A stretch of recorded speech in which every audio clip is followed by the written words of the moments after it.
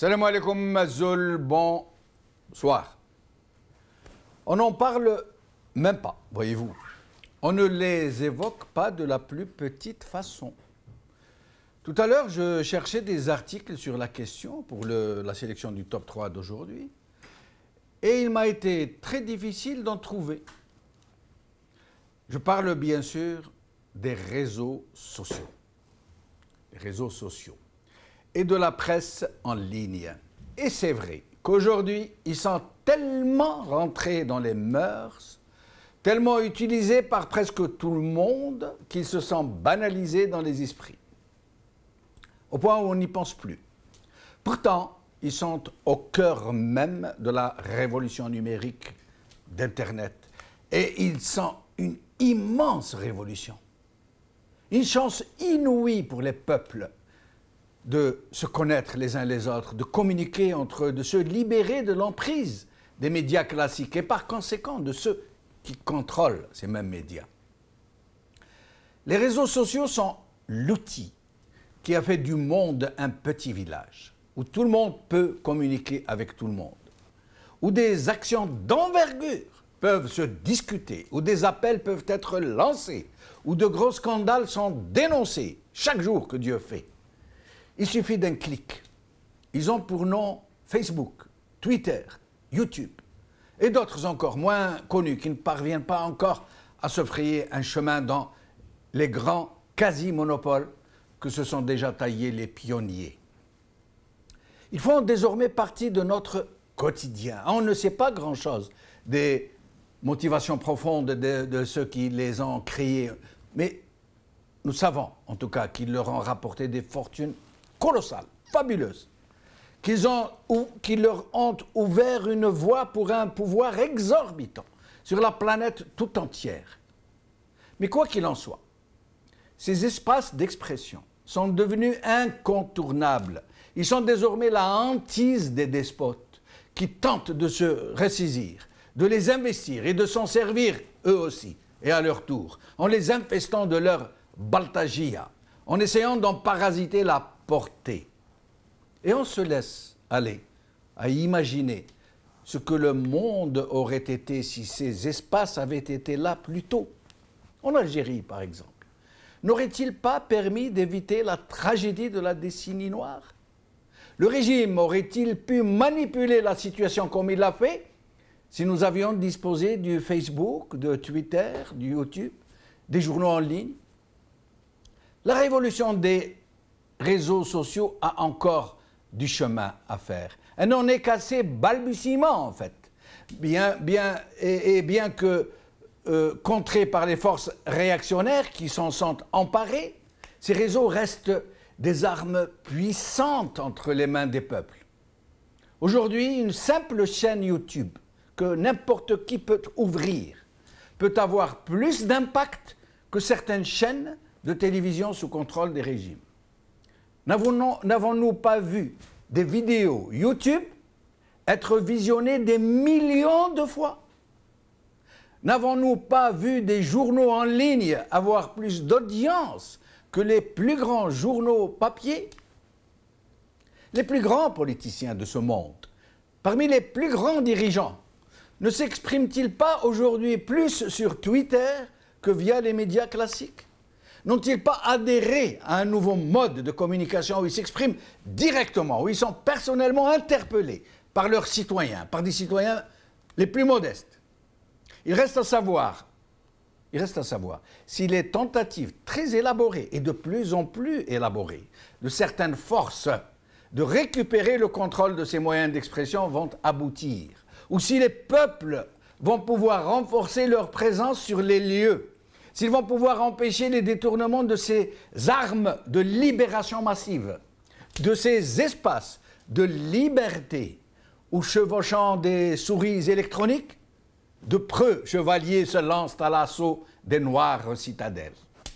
Aujourd'hui, sélection Reader's Digest. Comment YouTube a changé le monde par Simon Hemerich. Atlantico,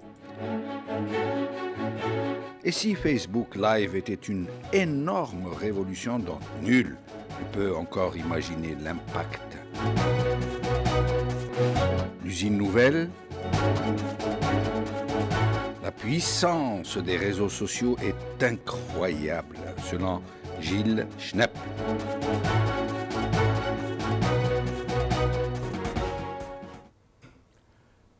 Avec nous aujourd'hui, par ordre alphabétique, comme d'habitude, Samir Bellatesh, blogueur, militant politique, qui nous parlera depuis la France.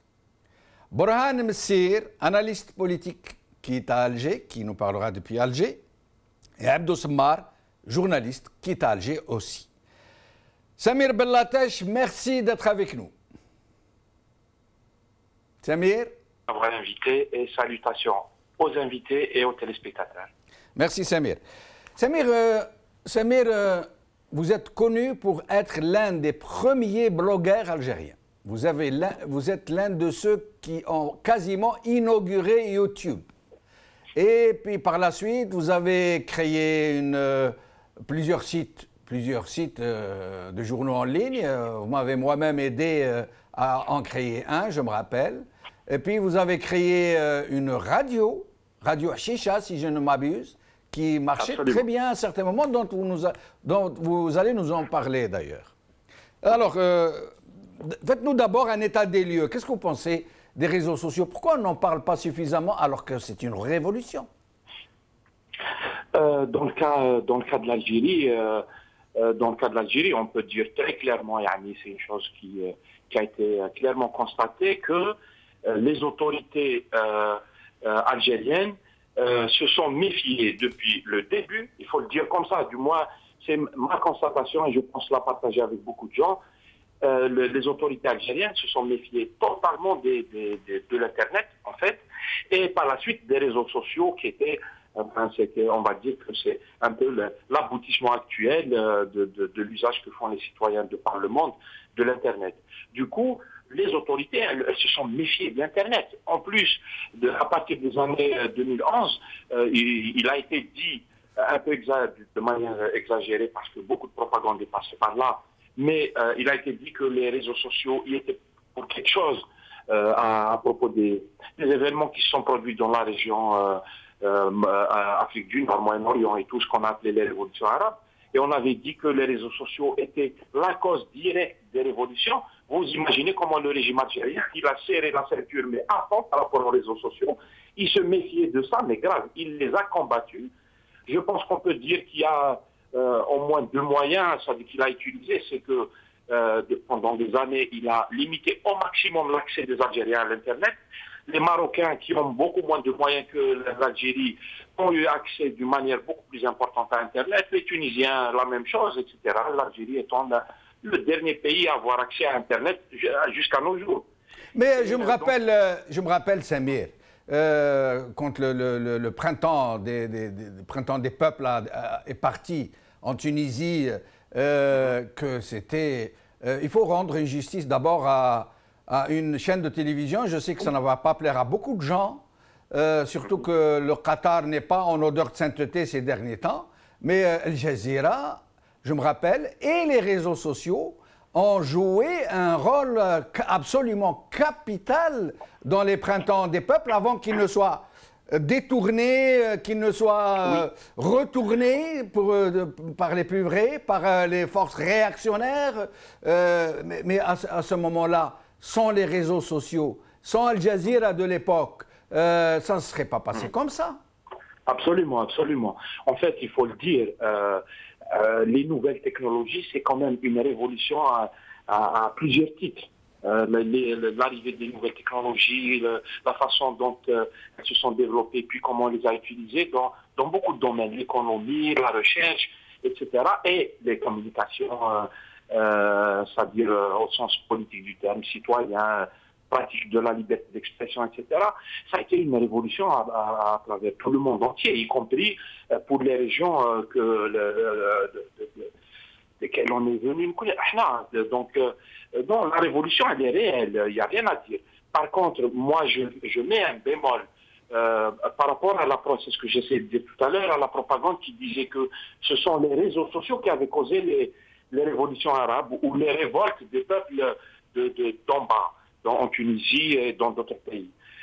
En fait, non. Ce qui a fait révolter les gens, c'est la misère, c'est la dictature, c'est les prisons, c'est la torture, etc. Absolument. Mais il y a une propagande qui voulait dire que non, c'est un complot et il nous est venu de l'étranger à travers les réseaux sociaux, etc. Ce qui est complètement faux. Mais ceci dit, je te rejoins totalement quand tu dis que, bien sûr que sans Facebook, je veux dire, les années 90 algériennes, on les aurait vécues autrement si on avait les réseaux sociaux, notamment, comme tu le relevais à juste titre tout à l'heure, par l'information qui a été donnée à tout le monde. Parce que quand les pouvoirs en place, qu'ils soient politiques ou même économiques, quand ils dominent les médias, ils filtrent l'information, ils la présentent comme ils veulent, etc. Par contre, avec les réseaux sociaux, moi, je retiens la phrase qui dit que les réseaux sociaux, ou l'Internet, c'est la démocratisation de l'information. En fait, l'information, elle n'est plus le monopole d'un certain groupe limité, mais tout le peuple est invité à faire de l'information, la commenter, la retourner, l'analyser, ce qui gêne certains journalistes, comme tu le sais. Certains journalistes se disent, mais qu'est-ce que c'est tous ces internautes qui ont un avis à donner sur l'information parce qu'ils ont l'habitude d'avoir le monopole. Absolument.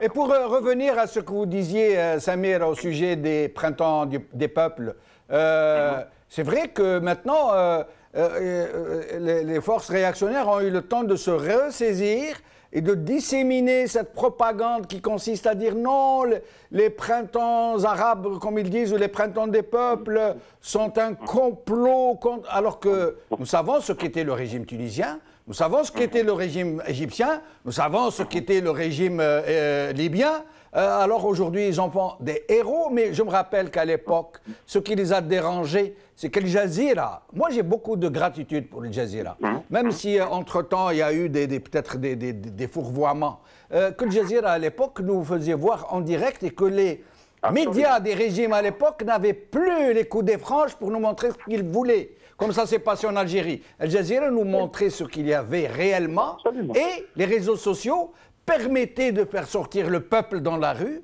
permettaient de dénoncer les tortures, permettaient de dénoncer les mouvements de troupes qui visaient à réprimer les populations.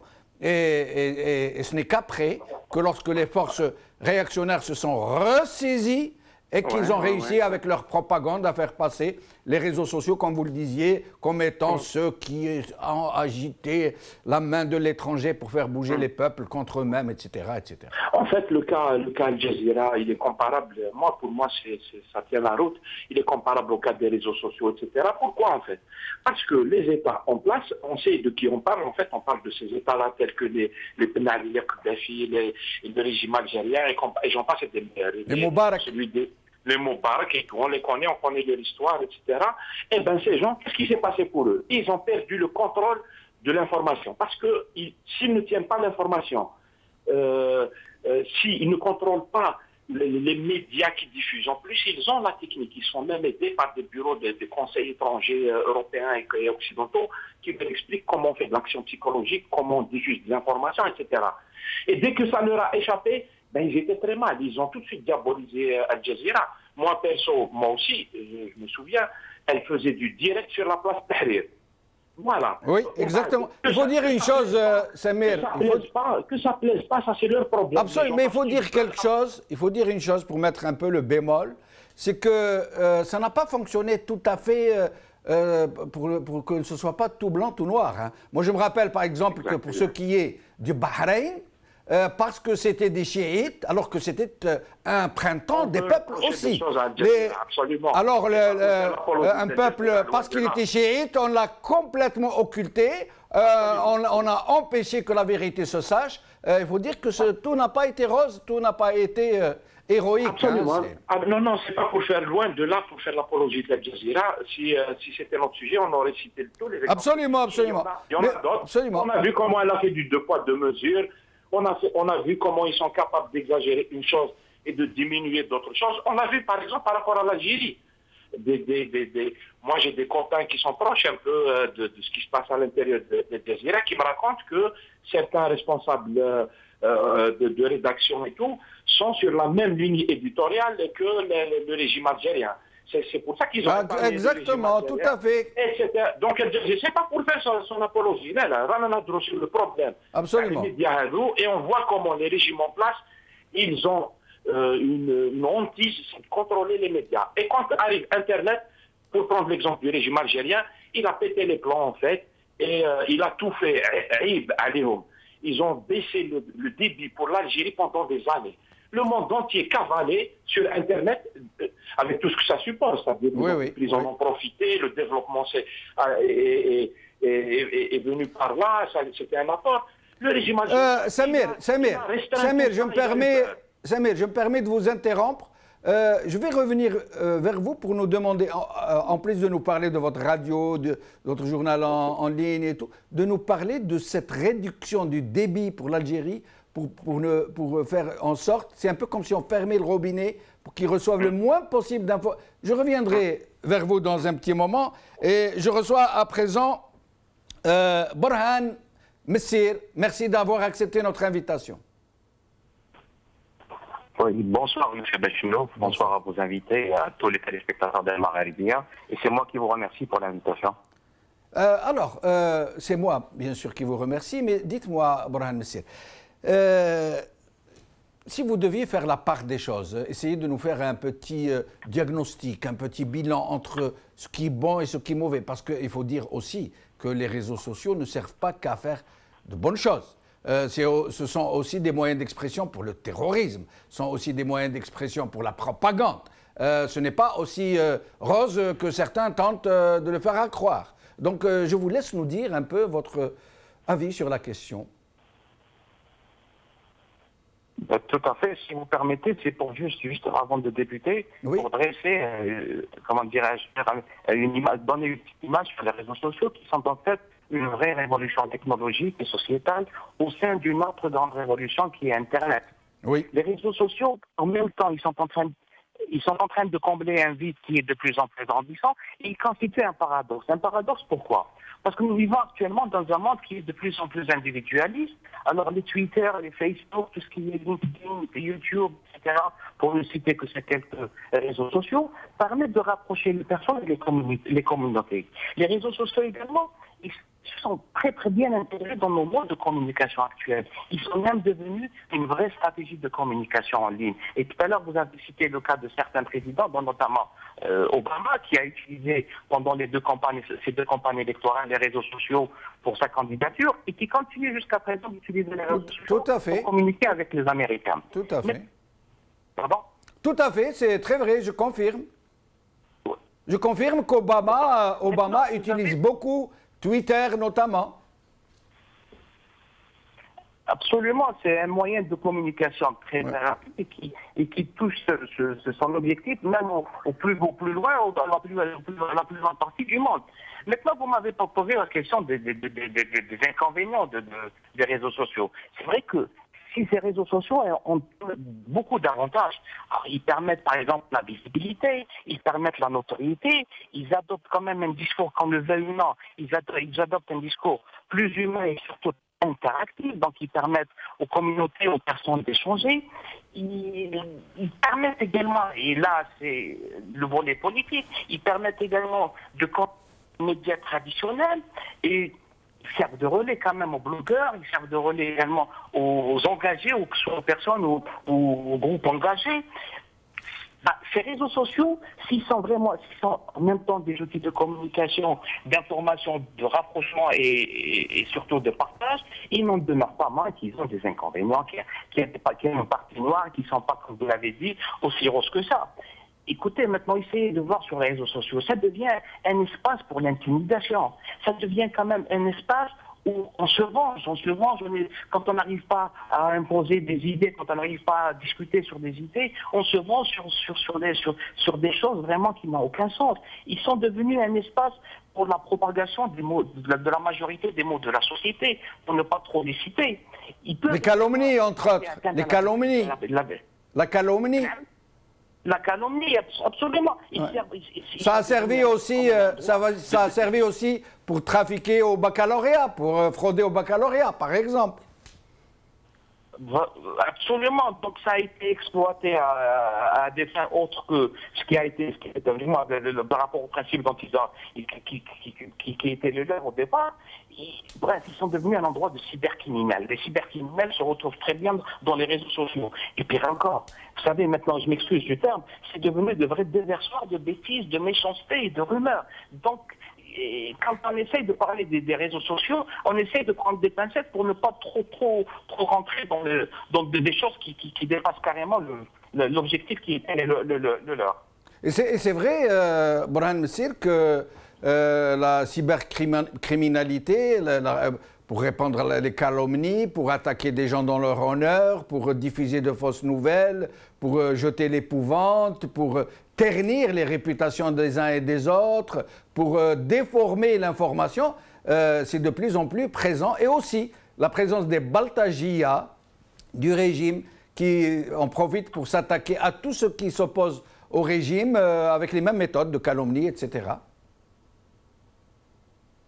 Tout à fait, tout à fait. Il y a même une problématique qui s'est posée à un certain moment quand il y a eu les études qui ont été faites sur les réseaux sociaux. Mais la question qui s'est posée, la grande problématique qui s'était posée, est-ce que ces réseaux sociaux peuvent être les seuls acteurs de mobilisation, par exemple, par rapport à une révolution, par rapport à des revendications? Est-ce qu'il n'y a pas eu beaucoup de fascination pour ces réseaux sociaux? Est-ce que cette fascination n'est pas exagérée? Il y a à boire et à manger quand on essaie de parler des réseaux sociaux. J'aimerais revenir vers vous tout à l'heure pour que vous nous disiez comment faire justement pour éviter de tomber dans une sorte de fascination mais qui est improductive. Et comment faire pour justement essayer de prendre possession de ces réseaux sociaux pour le bien, pour essayer de lutter contre les régimes despotiques, pour essayer de s'organiser, puisque le régime ne nous permet plus de nous organiser en partis politiques. Il a acheté tous les partis politiques qui activent un temps soit peu ou qui les a neutralisés pour ceux qui n'ont pas pu acheter. Donc comment faire pour nous passer de ces partis politiques et d'utiliser les réseaux sociaux pour nous organiser? Je reviendrai à vous, Borhan Messir. Et j'accueille à présent Abdou Sammar. Merci d'être avec nous, Abdou. Merci Jamal, merci pour l'invitation et toutes mes salutations aux invités, à tous les téléspectateurs de Maghrébia. Merci. Alors, Abdou Sammar, vous aussi, comme Samir Chicha, comme on l'appelle, Samir Bilatesh, vous êtes un blogueur très connu, très actif, et d'ailleurs vous avez fini par créer, ou reprendre plutôt, Algérie Focus, un journal en ligne qui carbure à plein maintenant, qui est très connu, qui est très prisé, qui est très lu. Et plus que ça, vous faites aussi des reportages vidéo qui sont très suivis, où vous apportez beaucoup de nouveaux, beaucoup de fraîcheur, voire même un petit peu de morale, j'allais dire. Abdou Sammar, d'abord, votre avis sur les réseaux sociaux. Est-ce vraiment une révolution? Bon, Jamal, pour poser les termes de débat, c'est-à-dire que c'est un débat qui aurait mérité une émission de 3-4 heures. C'est le moyen d'enjeu en Algérie. J'espère qu'on pourra en reparler parce que le temps ne va pas nous suffire. D'abord, il faut comprendre qu'en Algérie, Facebook n'est pas un réseau social. Les décideurs politiques nous appellent un parti. C'est là, dans un discours politique, il a dit le parti de Facebook. Il faut savoir que maintenant, dans tous les cabinets des ministres, du Premier ministre et même à la présidence, il y a des chargés de surveillance des réseaux sociaux. Il y a des gens qui surveillent ce qui est les réseaux sociaux. Il faut savoir qu'au sein des services de renseignement, il y a une division électronique. Il y a des gens qui ont été formés en Chine et qui se sont spécialisés dans la surveillance, dans le pistage sur les réseaux sociaux. Pardon Abdou. J'aimerais que vous nous donniez quelques détails sur ça. Est-ce vrai que cette division pseudo-chargée de la cybercriminalité, pour lutter contre la cybercriminalité, et qui relèverait de la DGSN, se soit plutôt spécialisée dans la surveillance des internautes, dans leur infiltration? Alors, il y a une nuance, Jamal. Oui. La division chargée de la cybercriminalité, elle est au niveau de la gendarmerie nationale. Ils ont un centre au niveau de Bouchaoui. Moi, je te parle de la division qui relève du DRS. Ça n'a rien à voir. Ça, c'est une autre division. Alors, la cybercriminalité en Algérie, elle est très très peu développée. Je vais t'expliquer pourquoi. En Algérie, on a 7 millions 800 de Facebookers. on fait partie des 40 pays dans le monde au niveau, au niveau du nombre de Facebookers. C'est-à-dire que Facebook a réellement un rayonnement très important en Algérie. Ceci dit, le taux de pénétration d'Internet en Algérie, il est faible. Il y a un peu de 36, maximum de 30 à 35%. Ce qui est ridicule. Il y a pas mal de pays africains, des petits pays d'Afrique noire ou d'Afrique subsaharienne font beaucoup mieux que nous dans le taux de pénétration. Donc la cybercriminalité, c'est vrai, il y a des dérives de cybercriminalité, mais elles sont très mineures. Si le scandale du bac, on a fait une enquête, finalement c'était des gens de l'ONEC qui ont trahi avant que ça arrive sur les réseaux sociaux. Ce qui dérange aujourd'hui avec les réseaux sociaux, Jamel, c'est qu'il y a une véritable liberté de temps, un nouveau type de journalisme qui se pratique. Il y a les lignes rouges ont complètement bougé, on dénonce, on donne des noms, on enquête, on révèle des documents, on révèle des photos, on fait des vidéos, et ça bouscule énormément le régime. Ça le bouscule au point où, aujourd'hui, il a préparé toute une armée électronique pour contrecarrer les journalistes et les opposants qui essaient de faire bouger les lignes. Je peux même en témoigner, Jamel. Moi-même, cette semaine, j'ai écrit un article sur le fils du ministre du Logement et de l'Habitat, M. Tebboune, qui a pris un logement à Club des Pins, alors qu'il n'occupe aucune fonction officielle. 2 heures après, une campagne de dénigrement et de menaces de mort, et vraiment d'une bassesse et d'une vulgarité, et j'en passe, ils sont entrés dans la vie privée, des photos, etc., des appels carrément en sont diffusés. 2 heures après, par une page Facebook dont les administrateurs sont connus pour avoir été affiliés à des cercles politiques pendant le 4e mandat, pendant les législatives, etc. Aujourd'hui, le mouchkil, pardonne-moi de le dire en arabe pour que les gens comprennent, le problème en Algérie, c'est que les réseaux sociaux ne sont plus un territoire de liberté uniquement pour les Algériens. Le régime algérien a déployé des efforts de financement importants pour qu'ils puissent avoir des relais de propagande pour nuire aux gens, aux influenceurs qui essaient de faire bouger les lignes. Il y a des dizaines et des dizaines de pages Facebook financées par des chapelles politiques, financées par des lobbies. On peut retrouver leurs adresses IP, on les retrouve par hasard reliées à Del Ibrahim, là où il y a le centre du DRS, là où il y a la division électronique du DRS. Ils sont financés, appuyés, et à chaque fois qu'il y a un influenceur ou un blogueur ou un journaliste qui essaie de faire bouger les lignes, on l'attaque, on le discrédite, etc. C'est le cas Abdou Sammar, de Kamel Tamalt, oui. le blogueur, journaliste blogueur, qui justement a utilisé beaucoup les réseaux sociaux pour révéler des scandales sur les enfants des notables et qui aujourd'hui est en prison. Il a été condamné à 2 années de prison ferme. Absolument. Je te rappelle, il n'y a pas que les journalistes, tu as des simples Facebookers. Mohamed Tamalt, pardon. Mohamed Tamalt. Mohamed Tamalt, voilà. Oui. La semaine dernière, un simple citoyen de Sétif, d'une commune de Sétif, de confession chrétienne, il a été condamné à la prison parce qu'il a fait des publications sur Facebook. Il y a deux citoyens de Mtila ont fait la même chose. Un caricaturiste de Ouedsouf, il a été entendu, convoqué par la police pour des publications sur Facebook. Par contre, lorsque nous, journalistes indépendants ou opposants, ou blogueurs, on dépose plainte, on cherche à saisir la justice ou à la police ou la gendarmerie sur quand on est insulté, menacé, agressé par leur relais, par leur relais cybercriminel, on nous dit attendez, ça bouge pas beaucoup, la cybercriminalité, les juges ne connaissent pas très bien et ça tarde. Donc il y a une véritable hypocrisie dans ce domaine-là. Alors attention, il y a l'enjeu aujourd'hui majeur, c'est qu'il ne faut pas que les réseaux sociaux soient contrôlés par les relais du régime. Et là, ça va devenir très mauvais et c'est notre dernier espace d'expression en Algérie. Si on ne bataille pas, Jamel, pour le protéger, pour garantir sa liberté, on sera énormément perdant. Sachant qu'aujourd'hui, Jamel, le ministère de la Communication veut nous soumettre à des autorisations. Imagine, ils veulent faire une autorisation pour avoir un site web. Ce qui est complètement con. Parce que Internet, c'est un territoire international. L'Algérie ne possède aucune parcelle d'Internet. Donc il y a des batailles qu'on doit mener. Malheureusement, Khoya Jamel, encore une fois, nous les blogueurs, nous les gens du web, nous ne sommes pas unis pour se battre pour avoir ces acquis-là. On est divisés par des luttes idéologiques et on est plus séparés et on tombe dans le piège du régime. Je reviens à vous dans un petit moment, Abdou, pour essayer de parler de ce sujet. Comment faire pour ne pas être investi par les relais du régime, pour ne pas être contrôlé par eux, comment faire pour résister, comment faire pour s'organiser, comment faire pour s'unir contre ces gens.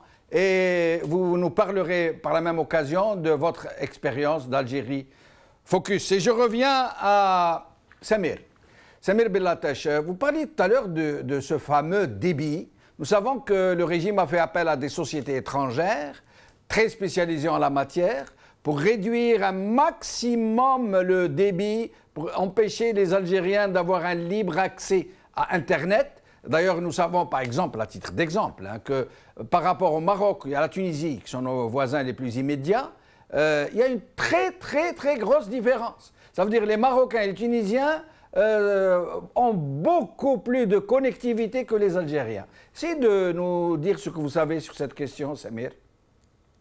Effectivement, le régime algérien, il se méfie beaucoup de l'Internet. Et comme ils sont complètement irresponsables, selon moi, à mon avis, comme ils ont peur de l'Internet, donc ils l'ont réduit. Et du coup, avec tous les dommages collatéraux que ça peut produire, en fait. Même pour l'économie, moi je sais que les industriels, enfin pas les industriels, mais tous ceux qui, par exemple, qui veulent qu'il y ait des moyens de paiement sur Internet, par exemple, donc dans le commercial, etc., ils attendent depuis très longtemps que l'Algérie se développe un petit peu dans ça, pour qu'ils puissent faire du commerce sur Internet exactement comme ça se fait, y compris au Maroc et en Tunisie, sans parler de ce qui se passe en France et ailleurs, où la chose, elle a déjà plusieurs longueurs d'avance. Pour qu'on rattrape tout ça, il nous faut du temps. Ils ont fait vraiment beaucoup de mal parce qu'ils ont peur d'Internet. Mais si tu permets, Jamal Khouya, juste parce que tout à l'heure j'entendais à propos des gens qui ont été arrêtés pour leurs activités sur Internet. Moi, ça m'a rappelé des noms. Moi, je me suis rappelé Yassine Zaid, un des premiers à être arrêté parce qu'il a fait des vidéos où il a raconté ce qui se passe dans la base, là où il travaillait dans le sud. Et on est venu l'arrêter, etc. On l'a empêché de faire. Et qui est exilé aujourd'hui. Il est en exil. Et il a fini par s'exiler parce qu'il a été menacé. J'ai pensé à Ould Dada, qui a été arrêté en Firdaya. On l'a accusé pour avoir partagé une vidéo sur Internet. Sur des policiers qui étaient en train de voler un magasin. Absolument. Tu vois, ça dit, tous les internautes algériens connaissent ces histoires et on sait qu'ils s'en sont pris à eux. Et il a pris aussi 2 ou 3 ans de prison ferme. Ça m'a rappelé le jeune Tarek Mamri, qui s'est exilé entre-temps aussi. Il a été harcelé, tout ça, à cause de ce qu'il disait sur Internet. Ils sont prenés au régime, etc. Et ça n'a pas plu. Ça m'a rappelé le journaliste Bourras. Il a été arrêté à cause d'un post qu'il a fait sur sa page Facebook. Ça m'a rappelé la jeune femme là, qui a Tlemcen, Zoulikha, je ne sais plus, Zoulikha Blar, Wakila. Elle a posté une caricature. Ils sont venus l'embarquer. Vous imaginez, en plus, on a des témoignages grâce à Internet d'ailleurs. Elle te raconte comment elle a été arrêtée. Ils sont très violents, vulgaires. Mais Samir, c'est parce qu'ils ont peur. C'est parce qu'ils savent que ces espaces d'expression peuvent leur faire très mal. C'est pour ça qu'ils veulent décourager les gens et qu'ils veulent donner des exemples un peu pour faire peur aux autres, pour qu'ils ne se hasardent pas à les critiquer ou à révéler sur eux des choses. En fait, ils donnent des exemples. Voilà. En fait, qu'est-ce qui se passe, et ça a été rappelé par les invités tout à l'heure, c'est qu'on menace les gens, on les intimide. Il y a toutes sortes de menaces. D'abord, tout ce que permet les joies de l'Internet, c'est-à-dire l'anonymat et tout. Donc, on se fait menacer par des anonymes, on menace de mort, etc. On diffuse des informations familiales à ton propos, on les rend publiques comme ça, ton numéro de téléphone, ton adresse, tes enfants, des choses comme ça, etc. Ensuite, il y a les menaces carrément, j'allais dire, officielles, c'est-à-dire que quand ils arrêtent comme ça des gens parce qu'ils ont posté un truc sur Facebook, ça veut dire qu'on est en train de faire peur à tous les autres. Ben, le cours en a chauffé comme. Et j'écoutais aussi tout à l'heure les interventions à propos de la cybercriminalité. Je pense que la problématique, d'ailleurs, elle est mondiale. Pour les citoyens, moi, je suis un petit peu branché sur ce qui se fait ici en France, un peu aux États-Unis par rapport au respect des libertés individuelles, notamment sur Internet. Et dans la frontière entre la lutte là qui est légitime contre la cybercriminalité et les atteintes aux libertés des gens, la frontière, elle est difficile à situer. Déjà, dans les pays qui ont des institutions démocratiques, plus ou moins, etc., comme la France et les pays du Nord, c'est déjà compliqué. En fait, c'est tout un débat. Chez nous, en fait, la ligne, elle est contre la lutte contre la cybercriminalité et le fait de surveiller les opposants, les jeunes, etc., je pense que c'est pas la peine de disserter dessus. On comprend tout de suite que les droits des gens en bonne et due forme, on sait qu'ils écoutent les gens d'une manière illégale. Les gens ont posté un truc sur Facebook, le lendemain, la police débarque chez eux. Tu vois, c'est pas un état de droit. L'Algérie, pour qu'il y ait par exemple une lutte contre la cybercriminalité d'une manière sérieuse, il faut un état de droit. Chez nous, il n'y a pas d'état de droit. On a une dictature de gens d'Erimdra. En français, je ne sais pas s'il y a... Mais comment faire pour forcer le passage et pour les empêcher de nous réprimer en utilisant de pseudo-lois, de pseudo-dispositifs réglementaires et sécuritaires? Moi, je dirais, la réponse du blogueur que j'essaie depuis quelques années, moi, je dirais, Internet est c'est pas des choses qui concernent que l'Algérie, en fait. Il y a d'autres pays dans le monde où il y a les atteintes aux droits des internautes, etc. Et par ailleurs, dans le monde, les gens se sont organisés, il y a des méthodes. De toute façon, les Algériens, ils sont aussi bons que n'importe qui, en fait.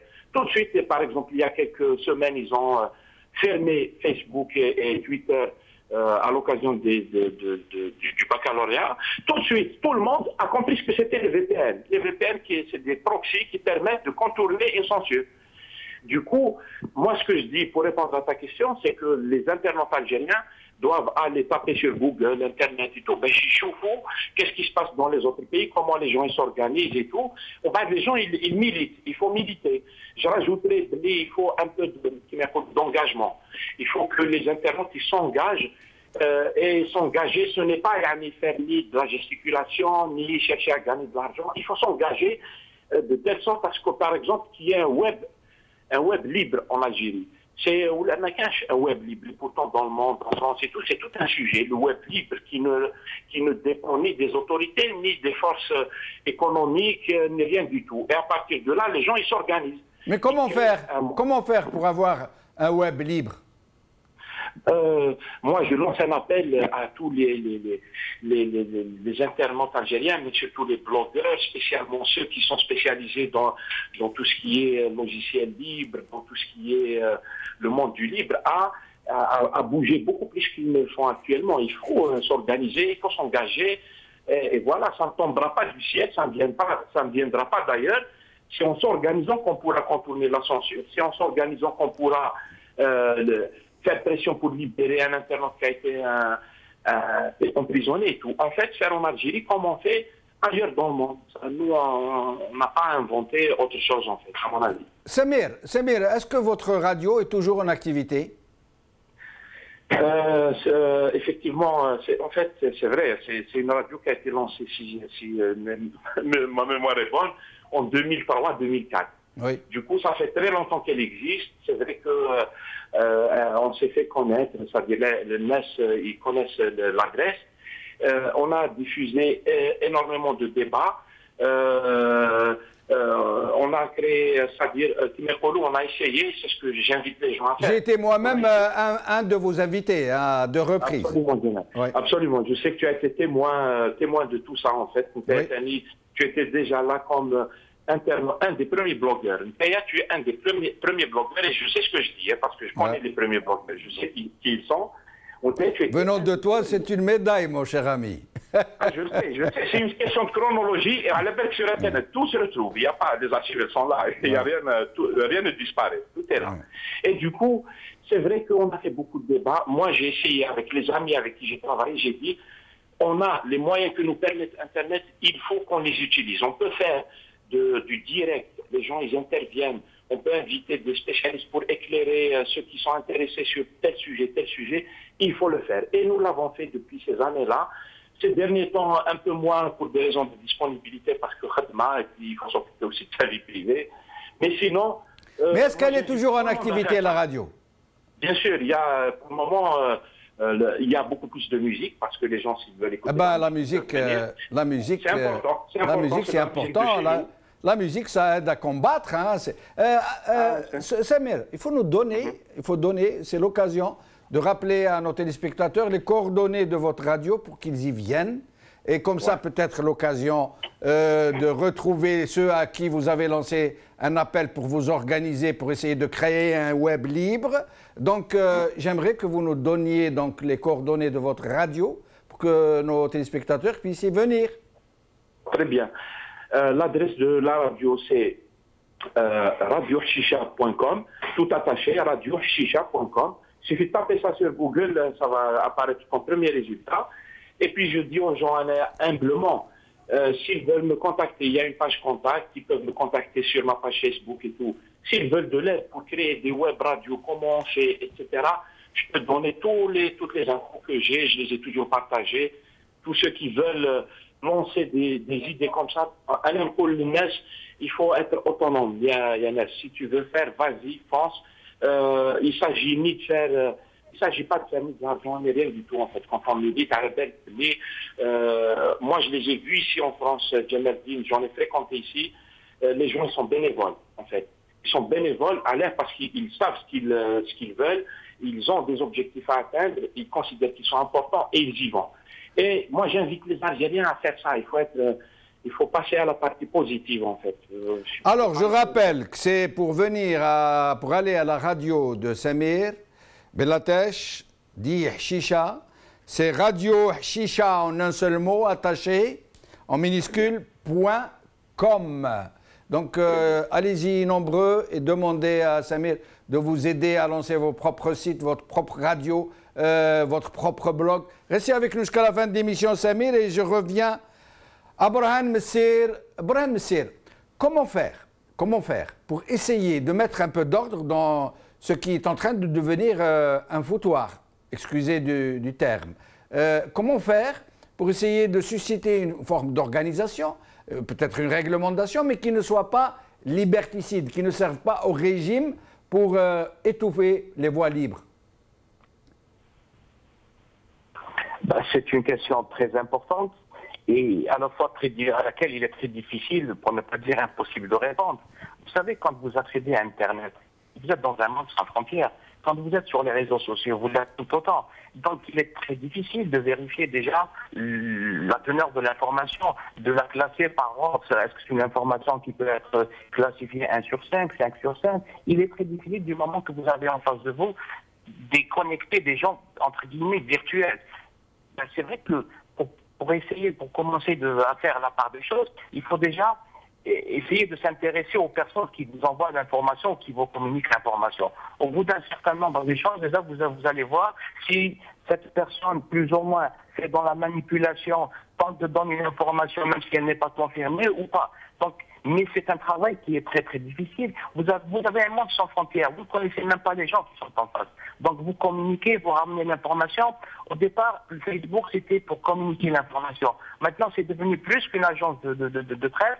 C'est à qui mieux qui peut avoir la priorité, qui sera le premier à donner l'information. Et quand on se trouve dans ce genre de truc, fatalement, on tombe dans la manipulation ou peut-être on se trompe carrément. Mais c'est une question vraiment à laquelle il est très, très difficile de répondre. Donc, les gens, pour organiser, je ne sais pas comment s'organiser sur un réseau virtuel, mais c'est très, très difficile de confirmer l'information. Mais sinon, comment essayer, sur un plan civique, sur un plan militant, sur un plan d'action civique, j'allais dire, de s'organiser, que la société s'organise pour que cet espace soit porteur d'organisation, d'ordre, de bien-être, de culture, de politique, que ça devienne un forum, que ça serve aux femmes pour se rencontrer, à la jeunesse pour faire des programmes, que ça serve au tourisme, que ça serve à l'éducation, que ça devienne vraiment positif. Comment faire pour s'organiser, pour aller vers cette organisation sans attendre qu'on nous l'impose d'en haut? Là, il y a pas mieux que de créer des groupes restreints. C'est-à-dire quand vous connaissez une personne, l'autre personne connaît une personne, c'est-à-dire que ce sont des gens de confiance. Donc, essayez de s'organiser en groupe restreint et dans l'accès est limité, c'est-à-dire il sera limité qu'aux amis des amis. Ça, c'est le Facebook, par exemple, permet ça. Donc, la première étape, c'est d'organiser des groupes très, très, très restreints. Deuxième étape, c'est carrément le tri dans la liste de ses amis, dans la liste des contacts. C'est-à-dire, il y a des tendances. Quand quelqu'un vous écrit, déjà, vous connaissez sa tendance, vous connaissez son orientation, et logiquement, vous savez où est-ce qu'il aboutit. Est-ce que c'est quelqu'un est-ce que c'est une personne sur laquelle vous allez vous appuyer par rapport à la collecte d'informations ou par rapport à la communication de cette information. Donc, déjà, la première étape, c'est de s'organiser en groupe restreint et dont l'accès sera vraiment limité uniquement aux groupes, aux amis des amis qui sont connus et auxquels on peut faire confiance.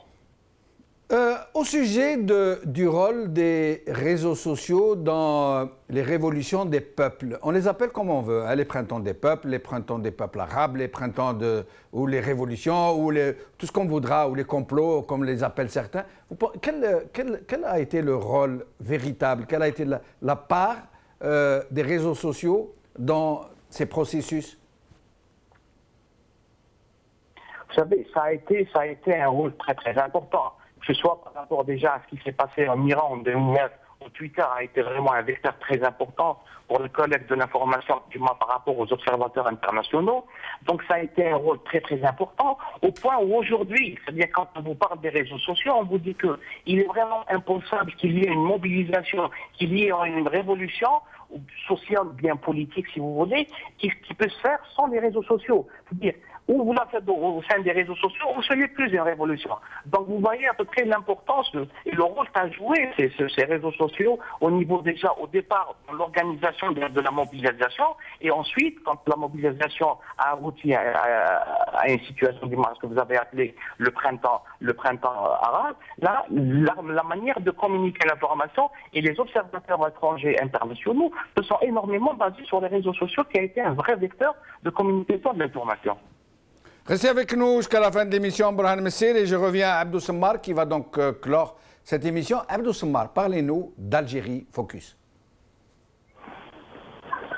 Oh, Jamel, l'Algérie Focus, c'est un média qui essaie aujourd'hui de... On lance une web TV, parce que la nouveauté c'est ça, parce qu'aujourd'hui l'écrit sur les réseaux, l'écrit sur Internet n'a plus autant de valeur. Aujourd'hui c'est les multimédias, c'est le son, c'est l'image. Donc on lance une web TV, on parcourt le pays, on va à l'étranger. On a lancé une web TV dans un contexte parce qu'on a compris qu'il fallait contrecarrer les télévisions satellitaires qui ont été lancées par le régime.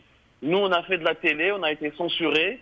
On a d'ailleurs cet été avec KBC. Vous avez participé à une émission qui a été brutalement interrompue par un oukase venu de très haut, d'ailleurs. Voilà, cet été sur KBC, c'était une brutalité. Avec Nahar TV, Choro, Redzet TV ou le Biled, etc. Ces télévisions satellitaires sont très relais souvent les notions et la ligne idéologique du régime.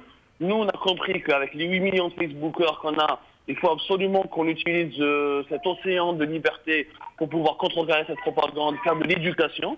Donc on a utilisé une web TV, ça commence à marcher, on a des vidéos qui cartonnent à 200 000, 300 000 vues, etc. Donc on est en train d'emprunter cette voie. On est dans une sorte de, encore une fois, quand même, parce qu'après le régime, quand il a cru qu'avec le Nahar TV, Cholo, toutes les télévisions, qu'il a arrosé de publicité, il faut savoir qu'ils ont été arrosés de pub. Ils ont eu des millions de budget, etc. Ça n'a rien à voir avec des petits sites internet comme nous. Il croyait qu'il pouvait détenir l'opinion publique dans sa main.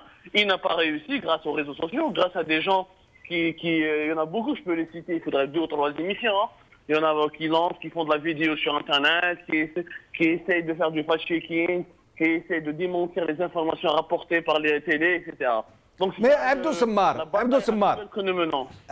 une question un peu discrète, mais je vais vous la poser. Vous êtes un ami d'Al Magharibiya, donc on peut se permettre avec vous.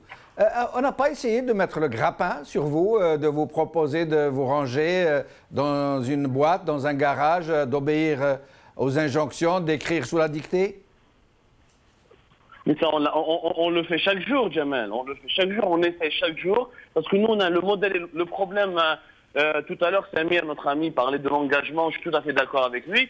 Mais après l'engagement, il faut qu'il y ait une véritable économie numérique en Algérie. Il faut que les gens puissent vivre. Ils puissent vivre de leur activité. Il n'est pas normal qu'en Algérie, avec toutes les potentialités que nous avons, qu'il y ait des gens qui ne puissent pas vivre. Donc nous, parce que nous, on travaille à 100% dans notre projet. Donc il nous faut naturellement des salaires. Moi, j'ai des enfants à nourrir. Mes collaborateurs ont des enfants à nourrir. C'est tout à fait normal.